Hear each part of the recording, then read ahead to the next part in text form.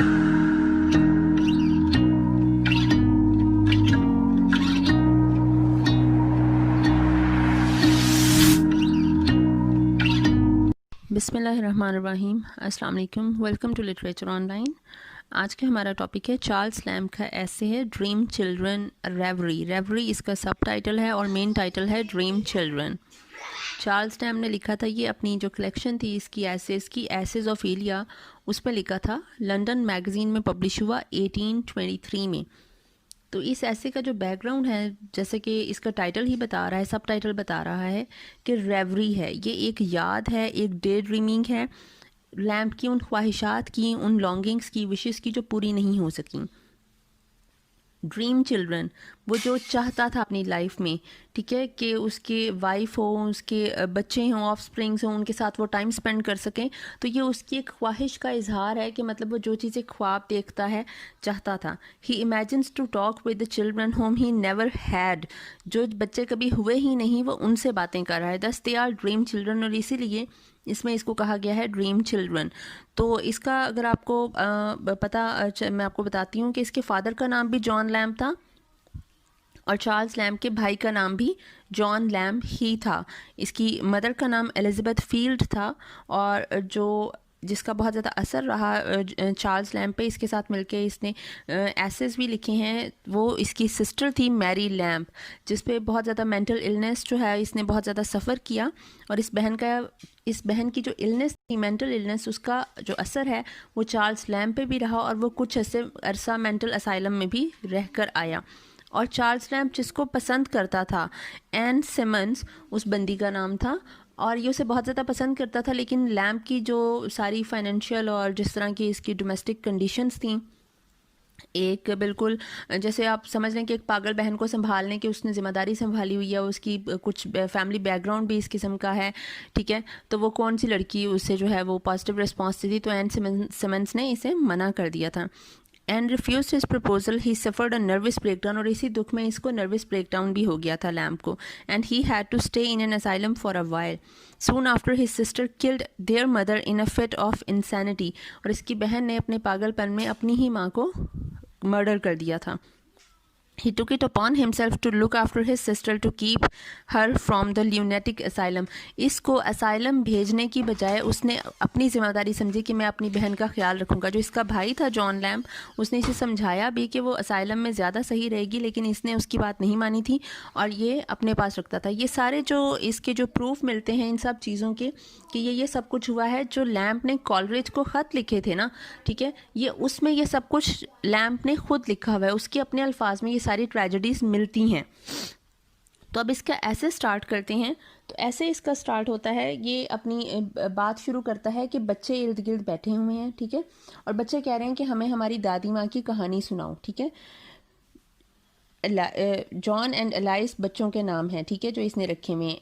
वो कहते हैं कि हमें अपनी जो ग्रेट ग्रैंड मदर है उसकी कहानी सुनाओ, जिसका नाम इसने इसमें ड्रीम चिल्ड्रन में रखा है मिसेस फील्ड, ठीक है। The house belong to a rich, और मिसेस फील्ड कौन थी? एक बहुत बड़ा हाउस था, ठीक है, नॉरफोक में, NORFOL के नॉरफोक में बहुत बड़ा सा घर था, जिसको एक मतलब किसी नवाब ने वो घर बनाया हुआ था, और उसकी जो हाउस कीपर थी वो मिसेस फील्ड थी, जो चार्ल्स लैम्ब की ग्रेट ग्रैंड मदर थी, ठीक है। वो उसको इस तरह से संभाले रखती थी कि उसको हाउस कीपर कोई कह ही नहीं सकता था। वो वहाँ की मिस्ट्रेस लगा करती थी कि वो उस घर की ओनर है, लेकिन वो बेसिकली हाउस कीपर थी। ये जो नॉरफोक का ये जो नोबल मैन था, जिसका ये बहुत बड़ा बेंगलो था, खुद ये शहर में रहता था, अपनी मॉडर्न तर्ज के घर के साथ मॉडर्न जगह पर रहता था, लेकिन इस घर में उसने इसे छोड़ा हुआ था इसकी देखभाल के लिए, ठीक है। इस घर के बारे में एक कहानी मशहूर थी जो कि ये बच्चे भी जानते थे। उस कहानी का नाम था ballad of the children in the wood, ठीक है। ये जो कहानी थी ballad of the children in would, ये कहानी उस घर के जो फायर प्लेस थी, उस फायर प्लेस की जो चिमनी थी, उस पे ये कहानी जो है वो लिखी गई थी, उन बच्चों की जिन बच्चों को उनके अंकल की जो साजिश थी उससे उन बच्चों को मर्डर कर दिया गया था, ठीक है, कि उनका अपना अंकल भी उनके मर्डर में शामिल था। अब ये जो मिसेस फील्ड थी, ये अक्सर इनको नज़र आते थे वो बच्चे चलते फिरते, इनको घर में महसूस होता था कि वो बच्चे इस घर में रह रहे हैं, ठीक है। लेकिन फिर किसी अमीर आदमी ने, जिसने इस नोबलमैन से पहले घर लिया होगा, उसने क्या किया, उसने उस जगह से ये जो चिमनी पीस पे ये जो स्टोरी लिखी गई थी, ये स्टोरी को हटाकर वहाँ पे एक जो है वो वुडन चिमनी बना दी। ठीक है, उसने वुडन चिमनी हटा दी जिसके ऊपर वो लिखा गया था, और मार्बल की चिमनी बना दी। उसने मार्बल की चिमनी बना दी और उसके ऊपर कोई भी कुछ भी कार्व नहीं करवाया जिस तरह के वुड की चिमनी पे हुआ था। ठीक है, और अलाइस जो है जब उसको ये बताता है, लैम बता रहा होता है कि इस तरह 2 बच्चों का इस तरह मर्डर हुआ था और उस पर वो कहानी लिखी गई थी, और एक जो उसके बाद जो ओनर आया, उस ओनर ने वो चिमनी हटाकर वहाँ पे मार्बल की लगा दी। तो अब ये जो है इसमें लिखा है ऐसे में, वो कहते हैं कि अलाइस को ये बात अच्छी नहीं लगी, उसे थोड़ा सा बुरा लगा, और वो जो जिस तरह से वो मूव करती है तो वो बिल्कुल ऐसे ही लगता है कि जब उसकी नापसंदीदगी है, लेकिन उसकी नापसंदीदगी भी कुछ इतनी माइनर सी वो शो करती है कि वो सही तरह से बता नहीं सकती, उसका एक्सप्रेशन इतना नहीं बताता कि उसे ज़्यादा गुस्सा है, लेकिन इतना पता चलता है कि उसको ये बात बुरी लगी है कि वो चीज़ वो हटा दी गई है। और इसके बारे में लैम कहता है कि एलाइस जो है वो इस तरह से put out one of our dear mothers looks too tender to be called up breeding.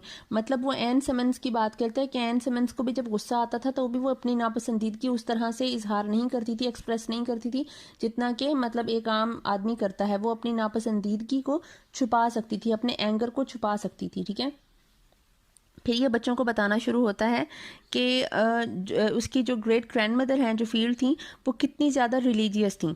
ठीक है, और वो मतलब कितनी ज़्यादा उसको जो है वो कि उसको सब कुछ जो है वो याद था, जो भी ये स्क्रिप्चर्स होते हैं उसको ये याद थे जो रिलीजियस होते हैं। ठीक है, फिर वो कहता है कि जब ये घर जो है वो बिल्कुल डिके होने लग गया, जिस तरह बिल्कुल ख़त्म होने लग गया, बहुत ज़्यादा पुराना हो गया, आउटडेटेड हो गया, तो जो इसका ओनर था उसने इस घर को जो है वो ऑर्नामेंट्स को वो अपने नए शहर में ले जाना शुरू कर दिया। ठीक है, अब मिसेस फील्ड जो है उनकी डेथ हो जाती है, घर की देखभाल नहीं हो पा रही है, तो वो अपने जो ऑर्नामेंट्स हैं उनको शहर वाला जो अपना घर था जो मॉडर्न तर्ज का बना हुआ था, मॉडर्न ऑर्नामेंट्स थे वहाँ पे, वो अपनी कुछ चीज़ों को वहाँ पे लेके चला जाता है। तो अब जो चार्ल्स लैम्ब है वो यहाँ पे थोड़ा कंपैरिजन करता है नई चीज़ों और पुरानी चीज़ों का, और नई जगहों पे पुरानी चीज़ों का। ठीक है, तो वो कहता है कि उस नए घर में वो पुरानी चीज़ें बहुत ज़्यादा ऑकवर्ड लग रही थी। ठीक है, वो बहुत ही ज़्यादा कि एक नए ड्राइंग रूम में, एक नई तर्ज के ड्राइंग रूम में वो पुरानी वो सीधा चीज़ें वो एक अजीब ही मंजर पेश करती थी कि वो मैच नहीं करती थी, रिलेट नहीं कर पाती थी वहाँ से। ये कुछ इस तरह से आप समझ लें कि हम जो मॉडर्न जो एरा आ रहा है, मॉडर्न पीरियड में पुरानी तर्ज के लोग, मतलब पुरानी सोच लेकर जब हम नए दौर में दाखिल होंगे तो वो चीज़ें उतनी ही ज़्यादा, ये बहुत ही ज़्यादा अनबैलेंस्ड सा एक चीज़ हो जाएगी। तो हम लोग अपनी कंजर्वेटिव सोच, अपनी पुरानी सोच के साथ हम नए दौर में दाखिल नहीं हो सकते। हमारी भी जगह वैसी ही होगी जैसे नए घर में पुरानी चीज़ों की होती कि वो वहाँ पे मैच नहीं कर पाते हैं। ठीक है, तो वो कुछ इस तरह से कहता है। ठीक है, उसके बाद वो कहता है कि ये जो जॉन है, जो इसके जो बच्चे 2 बैठे हुए एलाइस एंड जॉन, तो जॉन इस चीज़ को वो स्माइल देकर रिस्पॉन्ड कर रहा है, मतलब उसे ये कंपेरिजन सुनकर हंसी आ रही है। ठीक है, तो ग्रैंड मदर जो है उसके बारे में अब बताना शुरू करता है चार्ल्स लैम्ब। वो कहता है ग्रैंड मदर बहुत ज़्यादा रिलीजियस थी। ठीक है, इतनी रिलीजियस कि उसको जॉल्ट्री जो है वो पूरी याद थी, पॉल्ट्री या जॉल्ट्री। ठीक है, उसे पूरी जो है वो याद थी। वो क्या होती है, जो ये संडे को जो चर्च में जाते हैं और चर्च में जाके प्रे करते हैं, वो छोटी सी बुक देते हैं, उसमें वर्सेस होती हैं, कुछ हिम्स होती हैं, वो पढ़नी होती हैं। तो इसकी जो ग्रेट ग्रैंड मदर थी फील्ड, उसको वो सब कुछ याद था, वो पूरी बुक उसे ज़ुबानी याद थी वो वर्सेस। उसके अलावा उसे जो बाइबल है, जो ओल्ड टेस्टामेंट है, मतलब बाइबल का बहुत सारा पार्ट भी इसकी ग्रैंड मदर को याद था। तो वो बच्चों को बता रहा होता है कि वो इस हद तक रिलीजियस थी। ठीक है, तो एलाइस जो है वो थोड़ा सा ना मतलब मूव करना शुरू करती है, जैसे उसे कोई अब इंटरेस्ट नहीं है किसी की तारीफ सुनने में, जिस तरह वो ग्रैंड मदर की तारीफ सुनने में अब इंटरेस्टेड नहीं है। चिल्ड्रन को अब ये बातें सुननी में मुश्किल पेश आती है, वो थोड़ा सा ना मूव करते हैं, जिस तरह वो अनईजी सा फील कर रहे हैं। ठीक है, तो चार्ल्स उन्हें बताता है कि जब उनकी ग्रैंड मदर की डेथ हुई तो वहाँ पे जो बहुत ज़्यादा नेबर इकट्ठे हुए, उसका जो फ्यूनरल था वो बहुत ज़्यादा बड़ा था, बहुत ज़्यादा लोगों ने वहाँ पे गैदर हुए और उसको अटेंड किया था, फ्यूनरल को, सेरेमनी को, क्योंकि वो बहुत ज़्यादा लोग उसे पसंद करते थे। वहाँ पे उस घर में उसकी हाउस कीपर की जगह नहीं थी, बल्कि उसको लोग बहुत ज़्यादा रिस्पेक्ट करते थे और पसंद करते थे वहाँ पर, जिस तरह से उसने उस घर का ख्याल रखा हुआ था। उसके बाद वो बच्चों को बताता है कि तुम्हारी ग्रैंड मदर जो है वो सिर्फ यही नहीं थी कि रिलीजियस थी, वो बहुत अच्छी डांसर भी थी। जब वो यंग थी कि उसका पोस्चर जो था वो बहुत ही ज़्यादा स्ट्रेट था और वो बहुत अच्छा डांस कर सकती थी। ठीक है, और उसके बाद वो ग्रैंड मदर के बारे में बताता है कि वो उन बच्चों से डरती नहीं थी जिसका उसे पता लगता था, क्योंकि वो घर जो है वो बहुत ज़्यादा पुराना था। ठीक है, वो उतना पुराना था कि वहाँ पे वो कहानी लिखी गई थी कि किसी 2 बच्चों का यहाँ पे मर्डर किया गया था, उनके अंकल ने किया था। उसके बाद किसी ने आके वो कहानी हटा दी, लेकिन वो कहानी, वो जो बैलेड है, वो फोक सॉन्ग, वो चलता ही रहा कि इस घर में ऐसी कोई रूहें हैं 2 बच्चों की। ठीक है, फिर जब वो घर इस नोबल मैन ने खरीदा और वहाँ पे मिसेस फील्ड को एज अ हाउस कीपर रखा, तो वो कहानी वो मौजूद थी वहाँ पे, और मिसेस फील्ड को भी लगता था कि हाँ यहाँ पे वो 2 बच्चे रहते हैं। ठीक है, तो वो उसे लगता था कि रात को वो यहाँ पे घूम फिर रहे होते हैं, और वो वहाँ पे लेकिन फिर भी अकेली सोती थी, वो डरती नहीं थी उनसे।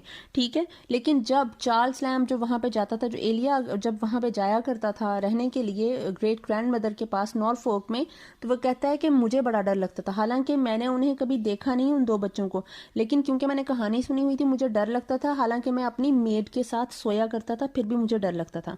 ठीक है, वो फिर अपनी ग्रैंड मदर के बारे में बताता है कि वो बहुत ज़्यादा टॉल थी, अपराइट थी, but later she was bowed down by a disease called cancer. लेकिन जब उन्हें कैंसर हुआ तो वो जैसे कमज़ोर हो गई और कमर झुक गई, बेंडेड हो गई। ठीक है, तो इस तरह से उनकी हालत हो गई थी, वीक हो गई थी। In the garden there were fruits like nectarines, peaches, oranges and others. वो कह रहा है जो गार्डन था उस घर का, उसमें बहुत से किस्म के फ्रूट थे, लेकिन एलिया को बाकी बच्चों की तरह उन फ्रूट्स को तोड़ने की और शरारतें करने की आदत नहीं थी। रादर वो क्या करता था, वो उन चीज़ों को सिर्फ देखता और ऑब्जर्व करता था। इंजॉयड लुकिंग एट दैम, वो उनको देखकर खुश होता था, उन्हें तोड़कर बाकी बच्चों की तरह नहीं खुश होता था। जैसे बाकी बच्चे जो है उन्हें जब कोई चीज़ अच्छी लगती फौरन से तोड़ेंगे, काटेंगे, पीटेंगे, लेकिन एलिया ऐसा नहीं करता था। Here John deposited a bunch of grapes upon the plate again, he was showing that he too was not tempted by fruits. अब इधर जो जॉन है, जो उसका बेटा है, जो ड्रीम चाइल्ड है, वो क्या करता है, वो जो है वो एक प्लेट में उसने जो है वो ग्रेप्स रखे हुए हैं, वो उससे भी ऐसी लग रहा है कि उसे फ्रूट से कोई दिलचस्पी नहीं है जॉन को। मतलब वो बता रहा है कि मेरा बच्चा भी मेरी तरह का होगा। जिस तरह पहले उसने एलाइस के बारे में बताया कि एलाइस ने अपनी माँ की तरह की लुक्स दी हैं, बिल्कुल एन सिमंस की तरह की, अब यहाँ पे वो जॉन को अपने साथ रिजेंबल कर रहा है। ठीक है, from all the grand children grand mother field loved John the most. वो कह रहा है सारे ग्रैंड चिल्ड्रन में ना मेरी जो ग्रैंड मदर है वो जॉन को बहुत ज़्यादा प्यार करती थी, जॉन जो एलिया का भाई था। ठीक है, John was lively and spirited, fond of riding, hunting and outdoor activities. अब आपने यहाँ पे कंफ्यूज नहीं होना, एक जॉन जो है वो इसका ड्रीम चाइल्ड है और एक जॉन जो है वो इसका भाई है इस वक्त। ठीक है, वो कह रहा है जॉन बहुत ज़्यादा स्पिरिटेड था, राइडिंग करता था, हंटिंग करता था और आउटडोर एक्टिविटीज़ में बहुत ज़्यादा इन्वॉल्व रहता था। The children began to cry at the sad turn of events, they asked him. अब ये जो कहानी शुरू होती है ये जॉन की कहानी शुरू हो जाती है, तो बच्चे जो हैं वो रोना लग जाते हैं। They asked him to continue the story of uncle John but to tell them about their dead mother. बच्चे उससे कहते हैं कि तुम हमें हमारी जो माँ की डेथ कैसे हुई वो सारी स्टोरी बाद में सुनाना, हमें तुम अंकल जॉन की स्टोरी सुनाओ आज। ठीक है, तो उसका बाप जो है ये एलिया बताना शुरू करता है कि मैंने तुम्हारी माँ के साथ जो मेरा रिलेशन है वो 7 साल रहा। ये 7 साल, ये रर्ल बात कर रहा है, एन सिमंस के पीछे ये 7 साल रहा है, ये उसे पसंद करता था। 7 ईयर्स तक ये सारा कुछ चलता रहा है, और हत्या कि उसने जो है वो इसको इनकार कर दिया, रिफ्यूज़ कर दिया, रिजेक्ट कर दिया इसका प्रपोजल, और उसके बाद ये बहुत ज़्यादा हार्ट ब्रोकन हो गया। When he woke up, he found himself in an armed chair. और जब उसकी आंख खुलती है वो कहता है कि मैं एक आर्म चेयर पे हूँ। He had fallen asleep and he had been dreaming James Elia had vanished. और जब उसकी आंख खुलती है, अब ये इस तरह की बातें हो रही होती हैं, तो उसकी आंख खुलती है, वो उनकी माँ के बारे में जब उन्हें बताना शुरू करता है कि कभी कभार मैं बड़ा होपफुल हो जाता था उसके बिहेवियर से, एटीट्यूड से, कि हाँ वो हाँ कर देगी, वो भी मुझ में इंटरेस्टेड है, लेकिन कभी कभी मुझे बहुत ज़्यादा मायूसी होती थी उसके रवैये को देख के। और वो कहता है कि एक बंदी के लिए कितना ज़्यादा मुश्किल होता है इस तरह से चीज़ों को एक्सेप्ट करना या डिनाई करना, ये मैं समझ सकता हूँ। मतलब वो उसकी मजबूरियाँ समझ सकता है कि मेरे हालात की वजह से ये जिस तरह से भी उसने किया। ठीक है, जब वो एलाइस की तरफ देखता है, she looked at the time very much like her mother, therefore the children began to grow fainter. वो जब एलाइस की तरफ देखते तो उसे लगता है कि जैसे उसके सामने एन सिमंस बैठी हुई है। ठीक है, और इसमें इसने जो है वो उसका नाम रखा है एलाइस WN। ठीक है, एन सिमंस उसका रियल में नाम था, लेकिन यहाँ पे इसने जो ऐसे है उसमें एलाइस WN के नाम से उसे बुलाया। ठीक है, कि मुझे ऐसे लगता है एलाइस को देखकर कि मेरे सामने एलाइस WN बैठी हुई है। ठीक है, कि वो उसकी तरफ देखे उसे ऐसा एहसास होता है। फिर वो अपने भाई जो है उसके जॉन के बारे में बताना शुरू करता है कि जॉन जो है वो कितना ज़्यादा ख्याल रखता था। वो एलिया को हमेशा अपनी कमर पे उठाकर घुमाता फिराता था, इससे बहुत ज़्यादा प्यार करता था। लेकिन एक बार जॉन को चोट लग गई। ठीक है, जॉन को सब लोग किंग कहा करते थे, सब बच्चे जॉन को किंग कहा करते थे, वो सबका फेवरेट हुआ करता था। फिर वो जिक्र करता है कि जब मैं लेम फुटेड था तो मेरा जॉन, जिस तरह से जॉन ने मेरा ख्याल रखा, तो जब उस पर वो टाइम आया, जब उसकी जो है वो लेम फुटेड हुआ, ठीक है, उस पर बीमारी आई, तो मैं उसका उस तरह से शायद ख्याल नहीं रख सका जिस तरह से जॉन मेरा रखा करता था। उसने बचपन में हमेशा मेरा ख्याल रखा, लेकिन मैं उस तरह से नहीं कर सका था। मैं अभी भी सोच नहीं सकता कि उस पर वो किस तरह से वो इस हालत तक पहुंचा और किस तरह से उस पर ये वक्त आया, ठीक है।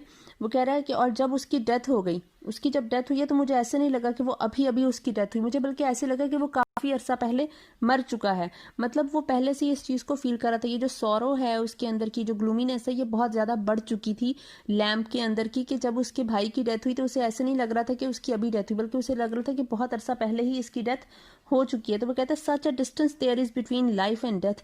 वो कहता है लाइफ और डेथ में कितना ज़्यादा डिस्टेंस है, कि आपको एक लम्हे में कितना दूर ले जाती है कोई चीज़, एक लम्हा आपको किस तरह से दूर कर देता है अपनों से, ठीक है। और जेम्स एलिया के दिल में जो चार्ल्स लैम्ब है वो अभी तक बहुत ज़्यादा मिस करता है अपने भाई को। उसके दिल में जहाँ एन सिमंस को ना पा लेने की जो एक उम्मीद, जो आप कह लें कि हसरत है, विश है, वो पूरी नहीं हो सकी, वहीं पे अपने भाई को खो देने का जो गम है वो वहीं पे मौजूद है, और उसने उस चीज़ को ज़्यादा बढ़ा दिया था। ये चीज़ बहुत ज़्यादा डीप हो गई थी, ठीक है। और इसीलिए वो जब ये सारी चीज़ें सोच रहा होता है, फिर वो एलाइस के बारे में सोचता है, और उसे अपनी बेटी में एलाइस नज़र आनी शुरू हो जाती है, एलाइस में अपनी जो वो लेवल नज़र आनी शुरू हो जाती है। तो वो बच्चे जो हैं वो उसकी नज़रों के सामने से फेंट होने लग जाते हैं, इतना फेंट होते हैं कि वो जब उसकी आंख खुलती तो वैसे फील करता है कि शायद ये मैं नहीं, वो जेम्स एलिया उसके वो ख्वाब से चला जाता है, और अब वो चार्ल्स लैम्ब वहाँ पर बैठा हुआ है, और उसे ऐसे लग रहा है वो बच्चे उससे कह रहे हैं कि हम तुम्हारे बच्चे नहीं हैं।